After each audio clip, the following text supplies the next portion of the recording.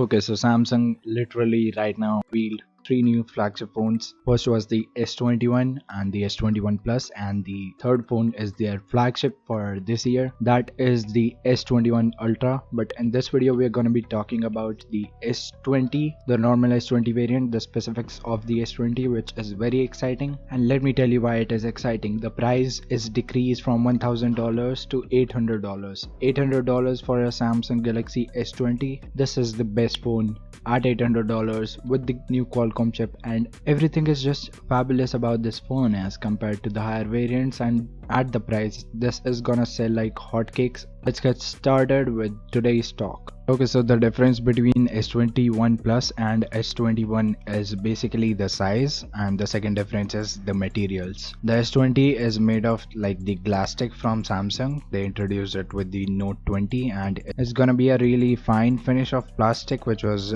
debuted on the Galaxy Note 20. But that doesn't really matter, does it? Because you're gonna use a case on your phone anyways. So if you use a case on a glass phone or if you use a case on a plastic phone, that does not matter.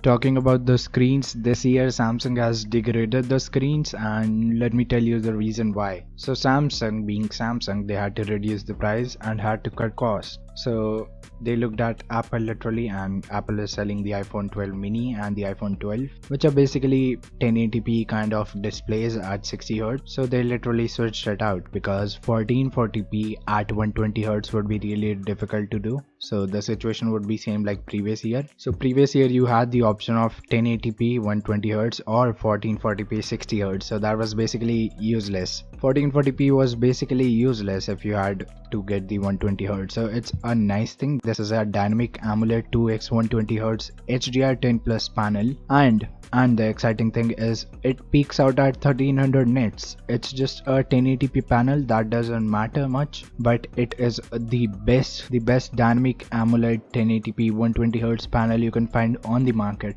The features also include always on display, and this comes protected with the Corning Gorilla Glass Victus, which is a really good thing. This is just better glass. It's good that they are including better glass with the $800 phone. Talking about the battery life of this phone, S21 has 4000 mAh of battery life, which is still gonna be pretty good because the display is variable refresh rate. The display refreshes from 48Hz to 120Hz, so it's a variable technology to save battery life. And on the S21 Ultra, the display refreshes from, it can even go as low as 10Hz to 120Hz. So that's gonna save more battery life, and that is because the S21 Ultra has 1440p at 120Hz. But still variable refresh rate, and this display is good. The 4000 mAh battery should last longer because of the 5nm chip. The battery life should be pretty good.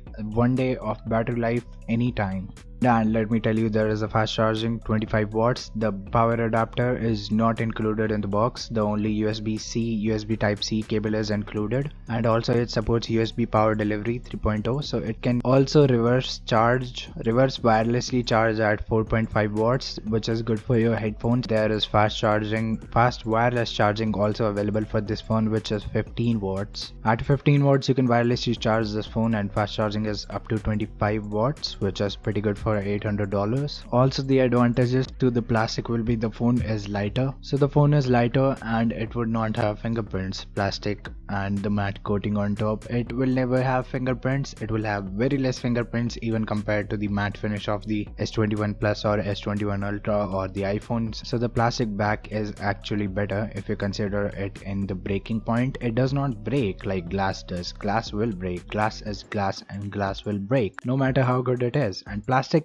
will not break, and plastic is easier to replace. So if you want to replace the back panel, or that would be costing you less to replace, which is a really good thing for cost measures. And the rest of the phone is the same, so you don't have to worry about that. Talking about the processor, you're gonna get a Qualcomm Snapdragon 888 processor, which is 5nm for the USA, China and Korea. But the rest of the world is getting the international model. The rest of the world is getting the Exynos 2100, which is also a 5nm chip, which features the Cortex-1 core, which is clocked at 2.9 GHz, and the rest of the 3 cores, which are A78, are clocked at 2.8 GHz, and the weaker 4 cores, which are power saving ones, are clocked at 2.2 GHz Cortex A55 cores. So which is way better than the Qualcomm 888 spec, but in real world performance, let's see how it measures up. According to me, it's gonna be better. Exynos 2100 is gonna perform way better in like the CPU demanding tasks, but I'm not sure about the GPU. It has Mali G78 MP14 GPU, which is also fine-tuned by AMD. We got to hear that. Qualcomm, as always, has their Adreno graphics.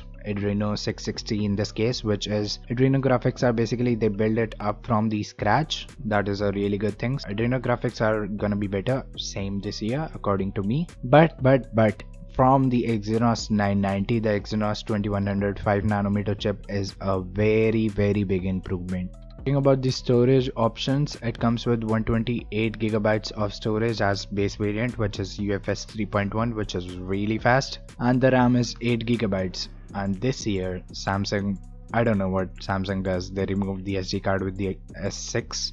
They removed the SD card with the Galaxy S6 and they brought it back with the S7. So it is really weird what Samsung keeps on doing and removing and just putting on stuff. So the headphone jack is gone, which was already gone with the S20 series, and now the micro SD card slot is gone as well. And let me tell you, this is IP68 dust water resistant, and it also has stylus support apparently, that is mentioned on the website. So I guess S21 Ultra was getting this stylus support. I'm not confirmed on that. Let's see about that in the reviews.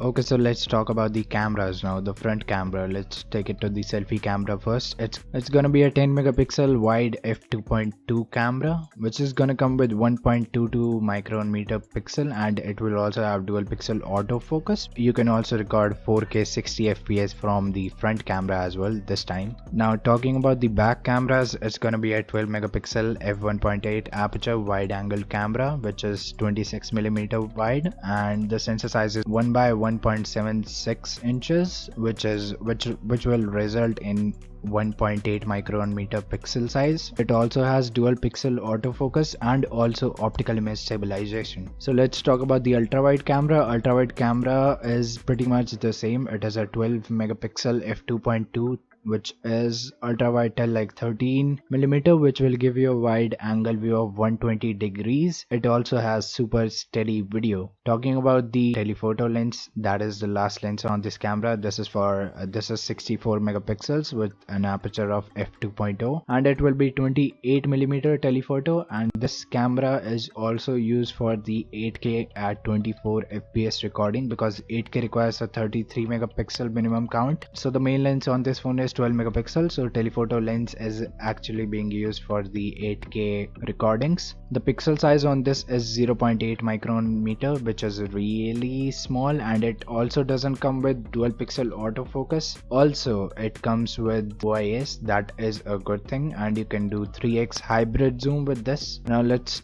talk about the video features. The video is still kept at 8K at 24 fps. We thought that there will be a 8K 30 fps mode this year. Maybe it might be coming with an update or next year, because 8K footage is really high and hard to process. Also you can play 8K footage at 60 fps. You cannot record it, but the phones can play 8K footage at 60 fps natively to a TV if you connect it via USB-C, or you can even play 8K footage on 60 fps on the phone as well. 4K is also available at 30 or 60 frames. 1080p slow motion is also available, which is 240 frames. Also if you want to go extreme on these phones, that is super slow motion, 720p, which is really bad quality, but the slow motion you get out of this is really good. So 720p at 960 fps. And also there is HDR10 plus video recording. The under display fingerprint scanner is also 1.77 times larger, and hopefully it's faster. Okay, so this was all about the Galaxy S21, and it is looking a really good phone. The colors are gonna include the Phantom Grey, Phantom White, Phantom Violet,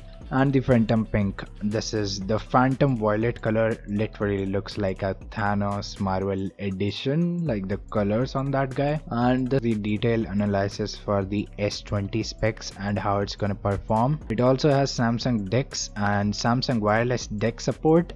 The S21 base variant has these features. Also talking about the availability, this will be available in February. Also this phone is 5G, so the base variant is 5G. You are getting 5G phone in $60,000 or $800, which is pretty good. Also now Samsung is including 3 years of major software upgrades with its flagship phones. So which is a really good thing. You can get 3 years of major updates. Your phone won't be feeling slow. It has 5G, it has new updates. So that is a major step towards like the after sales and the user experience of using a phone for a long term. And that was it for the video, guys. Thanks for watching. Hopefully you liked the deep analysis of the specifications and features we did for the S20. Let me know in the comments what do you think about this phone. Also make sure you leave a like